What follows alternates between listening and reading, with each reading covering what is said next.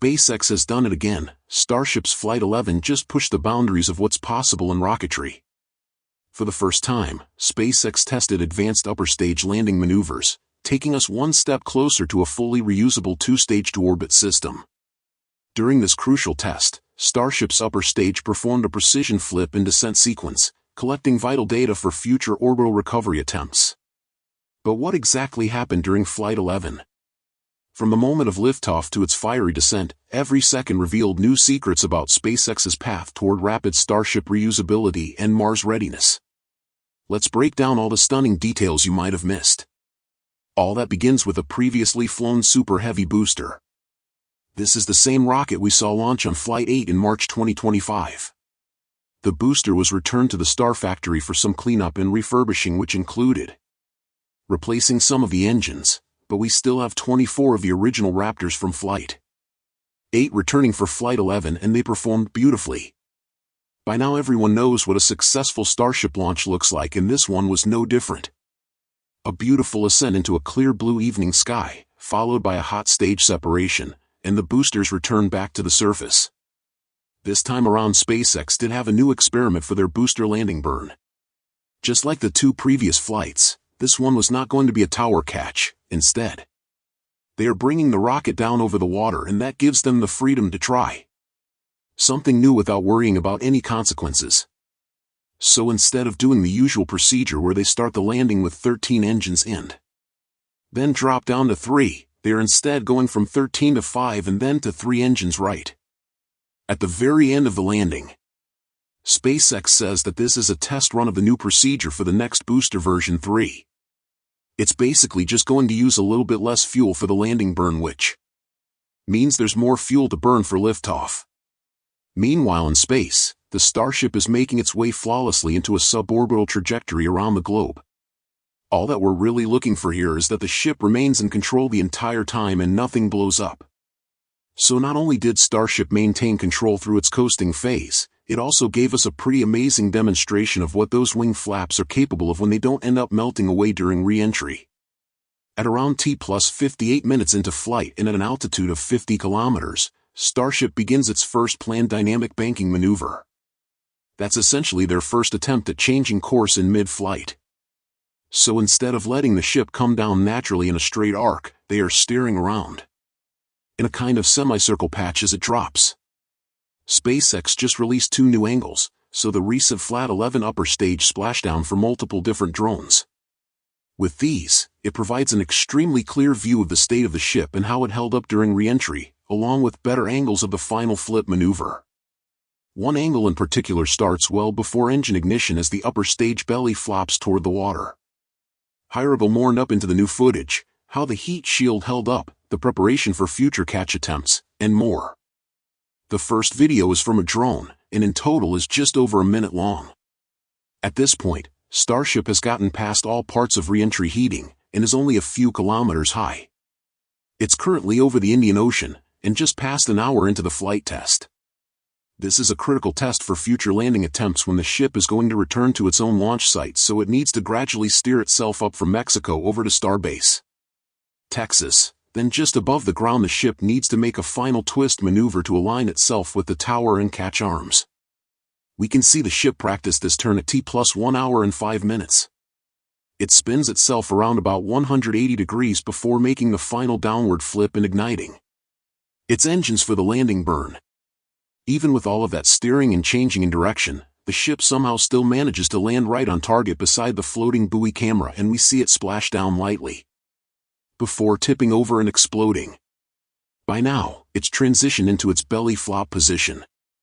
This uses the size of the ship to create drag, and helps slow the stage down before engine ignition.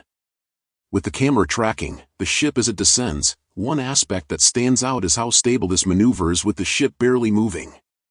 It also helps to have just about fully intact forward and aft flaps, which play a big role in controlling the ship during this mission milestone. Eventually, the stage enters the clouds and ignites its 3 sea-level Raptor engines.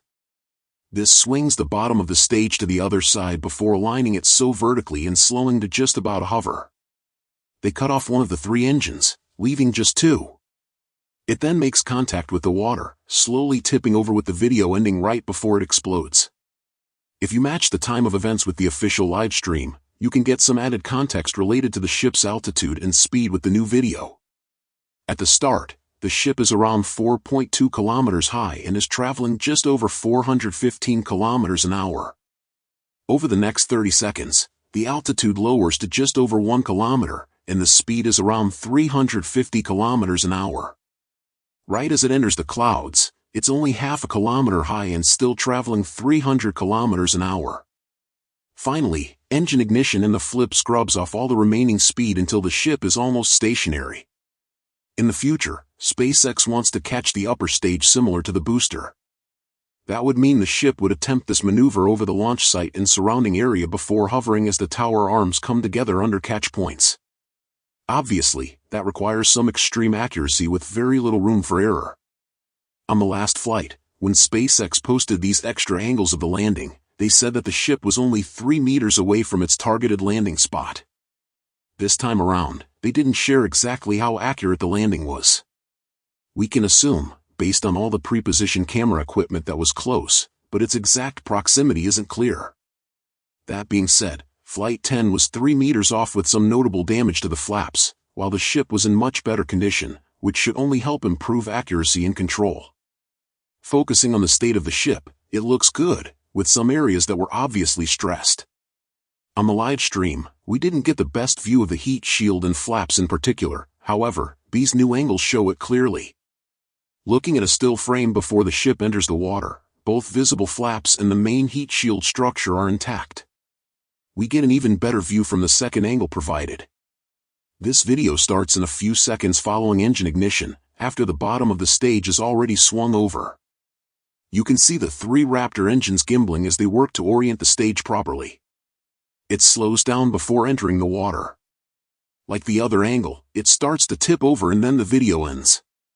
Taking a still frame, we can get a great view of the heat shield and flaps.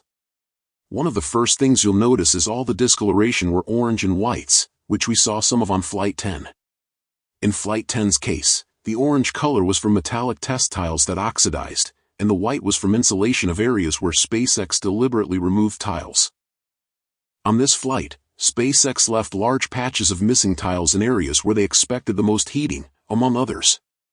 They also pointed out that several of the missing tiles were in areas where tiles were bonded to the vehicle and didn't have a backup ablative layer. This means there were part of the ship that was just bare steel. Another interesting part of the video you can see is small flames coming from the top of the ship. This, in addition to a decent bit of venting between the aft flaps. If you compare this to the video on Flight 10's landing, neither the flames or venting are visible. It's thought that because of the missing tiles, which were primarily down the center, along with a few other areas, there could have been some burn-through in these spots leading to venting, small flames, etc. If that's the case, and small spots have burned through, led to punctures in parts of tanks and or feed lines, it would be extremely impressive for the ship to survive all the way to a controlled water splashdown. Now that is the last time that a Starship launch will ever look like that. Flight 12 is where the new chapter begins, and that means everything from the ship to the booster to the launch pad will be totally different next time around. The next iteration of the Super Heavy booster is going to bring a totally new look and a lot more power to the table. Starting at the base of the new Super Heavy, it's still going to have 33 engines, but these will be the Raptor version 3. Of course, the new engines come with more power, an increase from 230 tons of thrust up to 280 tons, but more importantly, we are getting a much more simplified engine design from Raptor 3 with this dramatic reduction in visible parts. Basically, every hose and wire from version 2 has been brought inside the engine casing. This is not only easier to build, but it's also going to be more reliable in flight because there's less stuff being exposed during launch and re-entry. SpaceX says that the Raptor 3 testing phase is now complete and the first flight-ready engines are rolling off the production line as we speak. Moving up the booster, the overall length is going to be stretched out a bit to accommodate larger fuel tanks to feed those new engines.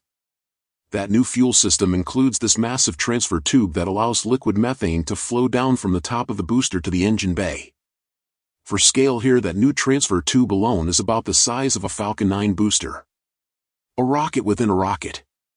And it's at the top of the new Super Heavy that things get very interesting.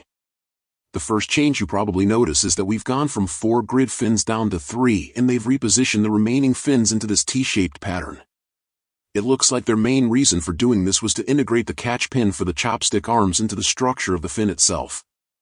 To accomplish that, each grid fin has been beefed up by around 50% to make them bigger and stronger than before, which seems to have given SpaceX enough confidence to remove one fin entirely. We know that deleting parts is Elon Musk's favorite design philosophy, so now we're going to find out whether they end up having to put it back or not. Then above the grid fins is something totally new for the Super Heavy, an integrated hot stage connection. For every launch since Flight 2, SpaceX has used the hot stage separation to push the ship away from the booster. And that's always worked great, but it always required an adapter to be placed in between the two that would protect the booster's fuel tank from the engine flame and allow the exhaust gas to escape out to the sides. That interstage adapter might seem like a small thing, but it weighed about 10 metric tons and had to be dropped into the sea after the separation was complete, so it's not a sustainable long-term solution. That's why the new booster has this triangle pattern of support beams at the top that provides a lot more open space to vent the exhaust gas. And in the middle is this new reinforced dome section. That's actually the top of the methane fuel tank, and SpaceX has welded on these extra layers of steel in strategic locations to protect the tank from engine fire during the hot stage. Moving up the Starship itself, the version 3 is going to look pretty similar to the existing design, but on the inside it's getting a lot of new upgrades. Now the current version 2 ship is probably best known for having some reliability issues. Flight 11 marks just a second version 2 Starship to survive reentry. In a few other flights, the ship was simply lost before the data could even be gathered. Videos like these give teams at SpaceX a lot of information for future changes and upgrades. On this launch, the location where Starship splashed down is actually the same spot as Flight 10. It seems that SpaceX teams are even more prepared around the landing location. In the drone shots, which there were 2 of, you can see multiple buoys in the background. For example, here you could see a yellow buoy floating not far away. In the other shot, an orange one is visible right next to the ship. With Flight 11 complete, it'll likely be a few months before the next Starship flight, as SpaceX prepares for the first launch of a version 3 Starship. In a lot of ways, that'll be a new rocket and will also launch off a new path. Assuming those initial launches go well, the next step will be attempting a ship catch back at the launch site. Most of them experience a rapid unscheduled disassembly of one kind or another, and as far as anyone can tell, each one of those failures was able to shed light on a different issue with the overall design. SpaceX has spent this entire year finding problems, fixing them, then finding new problems and repeating that process over and over again. Starship Flight 11 proved once again that SpaceX isn't just testing rockets, they're rewriting the future of space travel. The data from this upper stage landing attempt will shape how Starship returns from orbit and lands safely on Earth, paving the way for rapid reusability and deep space missions. With each test flight, we're watching history unfold in real time. If you enjoyed this breakdown, make sure to like, subscribe, and turn on notifications so you don't miss what's next, because Flight 12 could be the one that changes everything. And that's about it for today's episode. Thank you so much for tuning in, and that's all for today's update. If you enjoyed watching and found it useful, please make sure to subscribe to my channel and hit the like button. And if you want to support our channel and if you want to be up to date, you can become an exclusive member, so click on our perks through the link in the description below. Thanks to watching and see you next time.